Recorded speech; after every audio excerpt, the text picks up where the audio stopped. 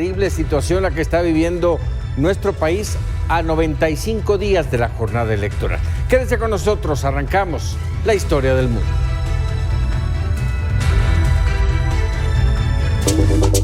Mega Noticias con Paco Ramírez.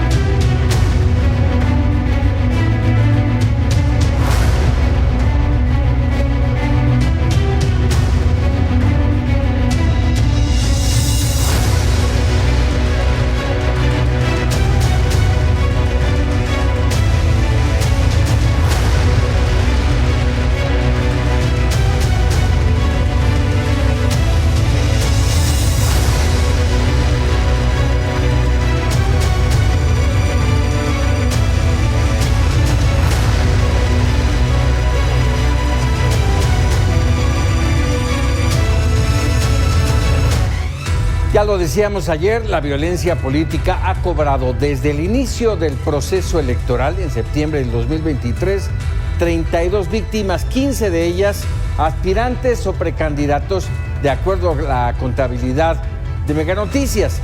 ¿Cuántos más si estamos a 95 días de la jornada electoral? ¿De qué depende? La seguridad. ¿Cómo afecta la intromisión del crimen organizado en el proceso?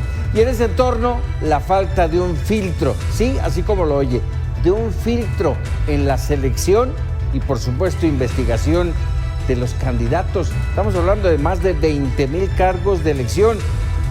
Multiplíquenlo sencillo por 3, son 60,000 candidatos. ¿Cómo saber quiénes son y en qué andan? ¿Con qué medidas de seguridad cuentan los aspirantes? ¿Cómo garantizar un proceso electoral en paz, con voto libre y con pleno Estado de Derecho? Muchas las interrogantes. Y por supuesto la principal aquí con nosotros. ¿Quién pone orden en la casa?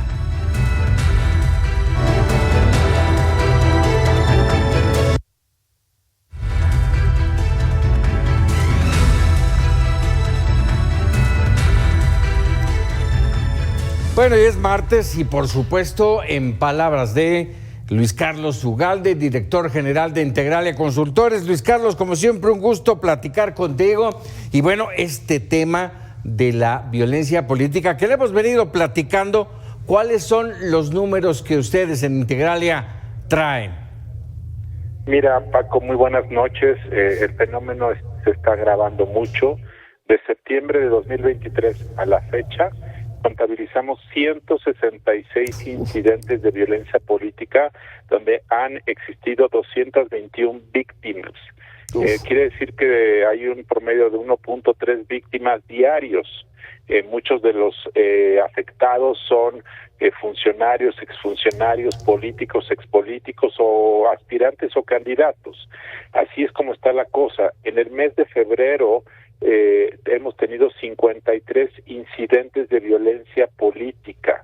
Entonces, el fenómeno pues está creciendo y nosotros estimamos que este proceso electoral va a ser el más violento en la historia de México. Guerrero, Michoacán y Chiapas son los estados más violentos, sobre todo Guerrero, que ha tenido 51 víctimas de violencia política en los últimos meses. Michoacán 27, el día de ayer hubo 2 asesinatos en Michoacán, en Marabatío, simplemente. Entonces, el problema es muy grave, el problema se está agudizando y lo hemos señalado, es el problema principal del país, en donde el crimen organizado está capturando, sometiendo más y más territorios del país. En ese entorno, Luis Carlos, es un tema como bien lo mencionas, terrible, el de la violencia política. Hablar de este tema en medio de un proceso vital, faltan 95 días para la jornada y se está jugando el futuro del país. Sí, ya el problema ya está gestado, ya el daño está causado. Para nadie es nuevo que el crimen organizado domina muchos territorios del país. Esto no va a cambiar en los próximos meses, esto se va a agudizar y va a empeorar, y en los próximos años el fenómeno seguirá siendo básicamente el mismo, porque como Paco, hay una negligencia del gobierno federal de López Obrador. No sé si el nuevo gobierno que gane en el próximo sexenio va a cambiar. Xóchitl Gálvez sí tiene claridad de la gravedad del problema, lo ha dicho, y va a ser uno de los temas de su campaña. En el caso de Sheinbaum, minimiza el problema, dice que las cosas no son tan graves. Entonces yo no sé si es una actitud de campaña, si realmente lo cree o si no quiere ofender a López Obrador, pero el tema es que si el Estado mexicano, el gobierno federal no cambian la estrategia, el problema se va a agravar y agravar, y yo creo, Paco, que con el paso de los años va a llegar a tal nivel el hartazgo de la gente que van a pedir y exigir que llegue alguien de mano dura, y eso sería muy desafortunado. Exacto, lo que tú mencionas. O sea, esto no va a cambiar, la estrategia no va a cambiar. El presidente de alguna manera lo ha marcado, han minimizado en sus cuentas, son cuentas alegres. Sí, vamos muy bien, están bajando los deditos, pero la realidad es otra. Hoy Morena, Mario Delgado, dice: no podemos hacernos responsables de la seguridad de los candidatos. Vamos, no es responsabilidad, hasta donde yo pienso, Luis Carlos, no es responsabilidad de los partidos. Por el otro lado, la Junta de Coordinación Política dice que no puede garantizar tampoco elecciones libres mientras no haya garantías. ¿Cómo percibir todas estas reacciones que de alguna manera, para mi sentido, es lavarse las manos y el problema ahí queda? Pues sí, López Obrador se ha lavado las manos y ha usado la estrategia de decir que Felipe Calderón es el culpable de todo. Felipe Calderón fue presidente hace 20 años y hace 18 años, y me parece irresponsable eso. Este es el gran problema del país, este problema es peor que antes, este problema se ha agudizado. A López Obrador no le interesa solucionar, no le ha interesado desde el día 1. Yo no estoy juzgando si el hashtag narcopresidente es justo o injusto, si tiene alguna solidez o no. Tampoco sé si las acusaciones de que el narco haya financiado su campaña tienen algún sustento, no lo sé. Pero lo que sí sé es que la negligencia del gobierno mexicano en los últimos años ha empeorado el problema, y eso ha empoderado a los grupos del crimen organizado simple y llanamente.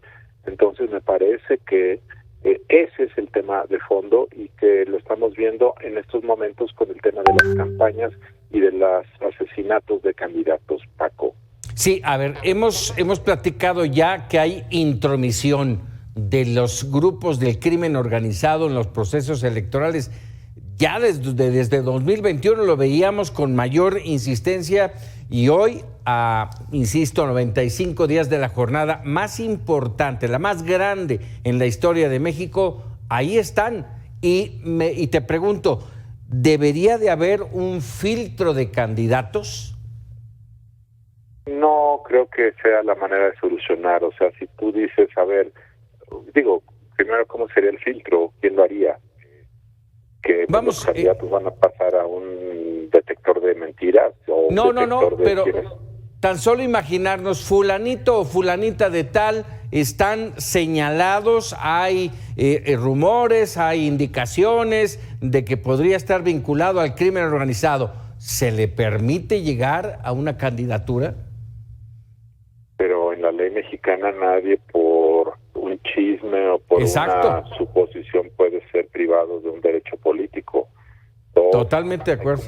Hay comunidades en el país en donde todos están vinculados al régimen criminal, porque las comunidades viven de un sistema